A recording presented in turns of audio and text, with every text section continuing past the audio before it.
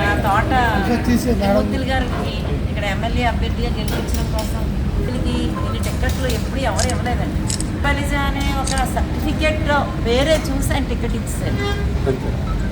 జగన్మోహన్ రెడ్డి గారిని మన కమ్యూనిటీ క్యాండిడేట్లే కాకుండా ఎక్కడ వైఎస్ఆర్సీపీ టికెట్ ఇచ్చినా ఆ అభ్యర్థి కులం ఏదైనా సరే, మతం ఏదైనా సరే, ఫ్యాన్ గుర్తుకి ఓటేసి గెలిపించడం ఎంపీ కానీ ఎమ్మెల్యే కానీ మన ధర్మం. ఎందుకంటే ఇది టికెట్ 3 ఎమ్మెల్యేలు, 2 ఎంపీలు, 2 ఎమ్మెల్సీలు మొన్న మధ్యనే అడగకుండా ఇచ్చారు. ఇద్దరికి కూడా అడగలేదు, ఇద్దరికి తెలియదు ఇస్తున్నట్టు.